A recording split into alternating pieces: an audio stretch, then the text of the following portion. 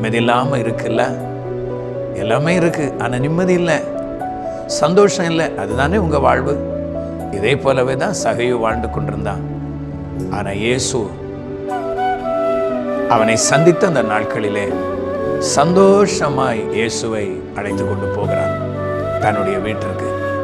அப்ப நடந்து போய் கொண்டிருக்கிற வேளையில தான் இயேசு அதுக்கு ஒரு பாடு அந்த சூழ்நிலையில, அந்த நடந்து போகிற சூழ்நிலையில எதுவுமே பேசினதாயிட்டு வேதத்தில் நான் வாசிக்க முடிவதில்லை. அதே வேளையில இயேசுவோடு கூட நடந்து போகிறதான சகையு இயேசுவை பார்த்து சொல்கிறார், நான் ஒருவனிடத்தில் அநியாயமாய் வாங்கினதுண்டானால் நாளைத்தனையாய் திரும்ப செலுத்துகிறேன்.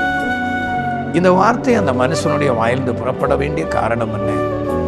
இயேசுவோடு நடந்தால், இயேசுவோடு கூட நடக்கிற சகையோனுடைய வாழ்க்கையிலே ஒரு பாவ உணர்வு. ஐயோ நான் பாவி, ஐயோ நான் இவ்வளவு பாவத்தில் நான் மூழ்கி இருக்கிறேனே என்று சொல்லி அந்த உணர்வு அவனுடைய வாழ்க்கையில வந்த வேளையில், அந்த உணர்வு வந்த வேளையில தன்னால கண்ட்ரோல் பண்ண முடியல. ஐயோ ஒன்றும் சொல்லிடக்கூடாது இப்ப அப்படின்னு கூட நினைக்கல. மனசை திறந்து சொல்கிறான், நான் ஒருவனிடத்தில் அநியாயமாய் வாங்கினது உண்டானால் நான் திரும்ப செலுத்துகிறேன். ஃபுல் வீடியோவை பார்க்க ஹேண்டில் கீழே இருக்கிற ப்ளே பட்டனை கிளிக் பண்ணுங்கள்.